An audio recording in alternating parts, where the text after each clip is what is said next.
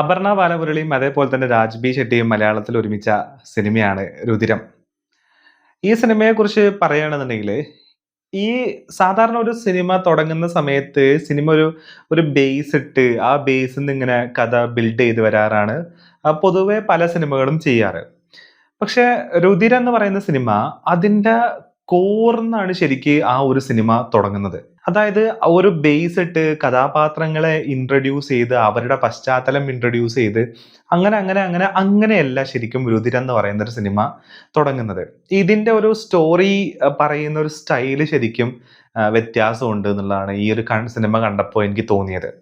അപ്പൊ അങ്ങനെ സിനിമ തുടങ്ങുന്നതുകൊണ്ട് തന്നെ അതിന്റെ ഒരു കോർ എലമെന്റ് ഒരു ഒരു കോറിൽ തന്നെയാണ് ആ സിനിമ സ്റ്റാർട്ട് ചെയ്യുന്നത്. നമ്മൾ ആ സിനിമ കണ്ടു തുടങ്ങുന്നത്.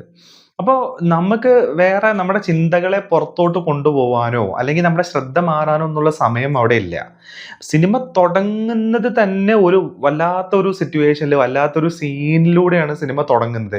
എന്താ ഇവിടെ സംഭവിക്കുന്നത് എന്താണെന്നുള്ള. അപ്പോൾ തുടങ്ങുമ്പോൾ തന്നെ ആ ക്യൂരിയോസിറ്റി ഇട്ടിട്ടാണ് നമ്മൾ ഈ സിനിമ ശരിക്ക് കണ്ടു തുടങ്ങുന്നത്.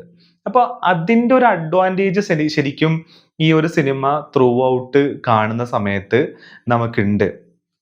ചില കാര്യങ്ങളൊക്കെ പറഞ്ഞാൽ സ്പോയിലർ ആവും എന്നുള്ളത് കൊണ്ടാണ് ശരിക്കും അതിനെക്കുറിച്ച് പറയാത്തത്. പിന്നെ ഈ ഒരു സിനിമ ശരിക്കും ഒരു ഒരു ത്രില്ലറാണ് അല്ലെങ്കിൽ ഒരു ഒരു റിവെഞ്ച് സ്റ്റോറിയാണ് എന്നൊക്കെ വേണമെങ്കിൽ നമുക്ക് പറയാൻ പറ്റും. ഒരാളുടെ ജീവിതത്തിൽ ഉണ്ടാവുന്ന ചില അനുഭവങ്ങളും അയാൾക്ക് ഉണ്ടാവുന്ന ചില നെഗറ്റീവ് ആയിട്ടുള്ള അനുഭവങ്ങളും അതിന്ന് അയാൾക്ക് ഉണ്ടാവുന്ന പകയും ആ പക തീർക്കുന്നതൊക്കെ ആയി ബന്ധപ്പെട്ടുള്ള ഒരു സിനിമയാണ് രുധിരം എന്ന് പറയുന്നത്.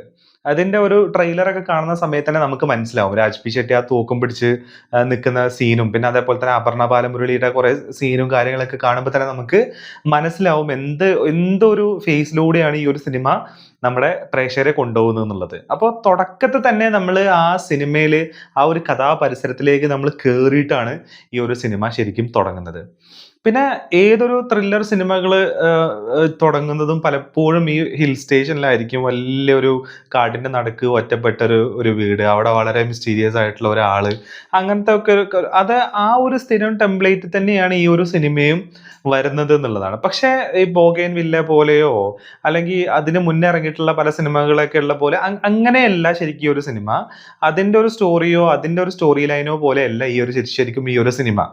ഈ ഒരു സിനിമ കണ്ട സമയത്ത് എനിക്ക് തോന്നിയത് ഈ ഒരു സിനിമക്ക് പല ഹോളിവുഡ് സിനിമകളോടും സാദൃശ്യമുണ്ട്. ബോളിവുഡ് അല്ല, ഹോളിവുഡ്, ഇംഗ്ലീഷ് സിനിമകളോട്, അമേരിക്കൻ ഫിലിംസിനോടൊക്കെ സാദൃശ്യമുണ്ട് ഈ ഒരു സിനിമക്ക്. കാരണം ഈ സിനിമ പറയുന്ന സ്റ്റോറി അല്ലെങ്കിൽ ഇതേപോലത്തെ സ്റ്റോറി, പശ്ചാത്തലങ്ങള്, സർവൈവല്, ഇങ്ങനത്തെ പല കാര്യങ്ങളും ഒരുപാട് ഹോളിവുഡ് സിനിമകളിൽ വന്നു പോയിട്ടുണ്ട്. അപ്പോൾ അതിൻ്റെയൊക്കെ കുറേ റിസംബ്ലൻസസ്, അതിൻ്റെയൊക്കെ ചില ഭാഗങ്ങളും അതിൻ്റെ ചില സ്വാധീനങ്ങളൊക്കെ ഈ ഒരു സിനിമ കാണുന്ന സമയത്തും ഉണ്ടായിരുന്നു എന്നുള്ളതാണ്.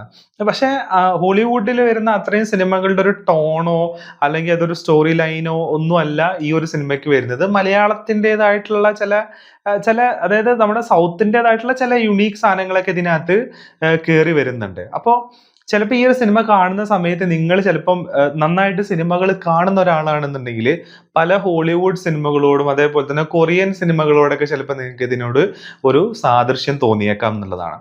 പിന്നെ ഇതിൽ വരുന്ന ആക്ടേഴ്സ് ആണ്. അഫ്കോഴ്സ് അപർണ ബാലമുരളിയും അതേപോലെ തന്നെ രാജ് പി ഷെട്ടിയും നല്ല പെർഫോമൻസ് തന്നെയാണ് ചെയ്തിട്ടുള്ളത് ഇതിനകത്ത്. അത് കൂടാതെ ഇതിനകത്ത് നേറ്റീവായിട്ട് വരുന്ന ഒരുപാട് കഥാപാത്രങ്ങളുണ്ട്. ഇപ്പോൾ നമ്മുടെ നാട്ടിൽ വളരെ റൂറൽ ആയിട്ടുള്ള ഏരിയയിൽ ജീവിക്കുന്ന ആൾക്കാർ എങ്ങനെയാണ് അവരുടെ സ്കിന്ന്, അവരുടെ ആ ഒരു സ്കിന്നിൻ്റെ ഒരു ടെക്സ്ചർ, അവരുടെ സംസാര ഭാഷ, അതിൻ്റെ ഒരു നമ്മൾ പറയുമല്ലോ ഒരു ഗ്രൗണ്ടിലുള്ള ഒരു മനുഷ്യന് നമ്മൾ പറയുമല്ലോ, അങ്ങനെ ഗ്രൗണ്ടിലുള്ള ഒരു മനുഷ്യന്റെ ഒരു റെപ്രസെന്റേഷൻ പല സമയത്തും സിനിമകളിൽ മിസ് ആവാറുണ്ട്. പക്ഷേ ഈ സിനിമക്കകത്ത് അങ്ങനെയല്ല. ഈ സിനിമക്കകത്ത് ആ രീതിയിലുള്ള കാസ്റ്റിംഗ് ഒക്കെ നമ്മൾ നോക്കുകയാണെന്നുണ്ടെങ്കിൽ പക്ക പെർഫെക്റ്റ് ആണെന്ന് വേണമെങ്കിൽ നമുക്ക് പറയാൻ പറ്റും. കാരണം ചില കഥാപാത്രങ്ങളൊക്കെ ഉണ്ട്. ഒരു കുട്ടീനെയും കൊണ്ട് വരുന്ന ഒരു അമ്മയുണ്ട്. അതേപോലെ തന്നെ രാജ് ബി ഷെട്ടിയുടെ കുട്ടിക്കാലത്ത് കാണുന്ന അമ്മയൊക്കെ കാണുന്ന സമയത്ത് നമുക്ക് കറക്റ്റ് ആ കോസ്റ്റൽ ലൈനിലുള്ള ആൾക്കാരും അവരുടെ അത് നമുക്ക് കറക്റ്റ് കിട്ടും ഈ ഒരു സിനിമക്കകത്ത്. അപ്പൊ അത്തരം ഏരിയകളിലൊക്കെ ഈ സിനിമ നന്നായിട്ട് ശ്രദ്ധിച്ചിട്ടുണ്ട് എന്നുള്ളതാണ്. പിന്നെ ഹോളിവുഡ് സിനിമന്റെ ഒരു എക്സാമ്പിൾ പറഞ്ഞ പോലെ തന്നെ ഈ സിനിമ തുടങ്ങുന്നതും സിനിമയിലുള്ള പല ഭാഗങ്ങളിലൊക്കെ ഇംഗ്ലീഷ് സോങ്ങുകളാണ് നമുക്ക് കാണാൻ പറ്റുന്നത്. ഹോളിവുഡിൽ അങ്ങനെ സോങ് സാധാരണ സിനിമയിൽ അക്കമ്പനി ചെയ്ത് ഇന്റഗ്രേറ്റ് ചെയ്ത് വരാറില്ല. പക്ഷെ ഇതിനകത്ത് ആ ഒരു ലൈഫ് സ്റ്റൈലും എല്ലാം കൂടെ കാണിക്കാൻ വേണ്ടിയിട്ടാണ് ഈ ഒരു ഇതിനകത്ത് ഇംഗ്ലീഷ് സോങ്ങുകളാണ് ഇതിനകത്ത് ഉൾപ്പെടുത്തിയിട്ടുള്ളത് എന്നുള്ളതാണ്. പിന്നെ ഇതിനകത്ത് പറയാനുള്ളത് രാജ്ബി ഷെട്ടിയുടെ ആക്ടിംഗ് ആണ്. നല്ല രസമാണ് പുള്ളിയുടെ ആക്ടിങ് കണ്ടിരിക്കാൻ. നമുക്ക് ആ മിസ്റ്ററി നമുക്ക് ഇങ്ങനെ എല്ലായിടത്തും നമുക്ക് ഫീൽ ചെയ്യും. ആ പുള്ളിയുടെ ഒരു ക്യാരക്ടർ എന്താണ്, ഇങ്ങനെ സൈക്കോ ആണോ എന്താണെന്നുള്ള ഭയങ്കര മിസ്റ്റീരിയസ് ആണ്. ആ ഒരു മിസ്റ്ററി നമുക്ക് പല ഏരിയകളിലും നമുക്ക് ഇതിനകത്ത് കാണാൻ പറ്റും രാജ്ബി ഷെട്ടിയുടെ ആക്ടിങ്ങില്.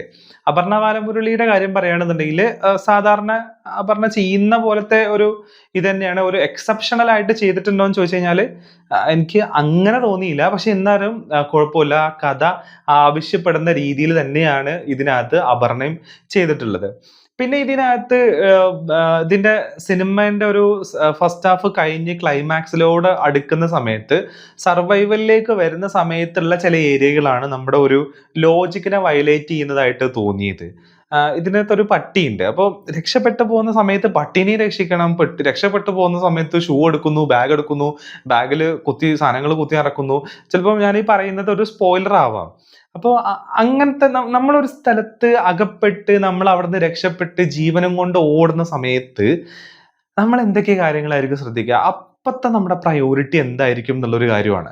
അത് നമ്മുടെ ലോജിക്കിനെ വയലേറ്റ് ചെയ്യുന്നതായിട്ടാണ് എനിക്ക് തോന്നിയത്. കാരണം ചില കഥാപാത്രങ്ങൾ ചില ഏരിയകളിലേക്ക് എത്താൻ വേണ്ടിയിട്ട് വെയിറ്റ് ചെയ്ത് നിൽക്കാം. അവര് എത്തുന്നതിന്റെ മുന്നേ അവര് എത്തുന്നതിന്റെ ഇടയ്ക്കുള്ള ചില ആ സ്പേസിനെ ഫില്ല് ചെയ്യുന്ന പോലെയൊക്കെയാണ് എനിക്ക്. അതായത് നിർബന്ധിതാവസ്ഥയിൽ ഫില്ല് ചെയ്യുക, അത് ഫില്ല് ചെയ്യിക്കേണ്ടി വരിക എന്നുള്ള രീതിയിലൊക്കെയാണ് എനിക്ക് ഇതിന്റെ ക്ലൈമാക്സിലേക്ക് വരുന്ന സമയത്ത് എനിക്ക് തോന്നിയത്.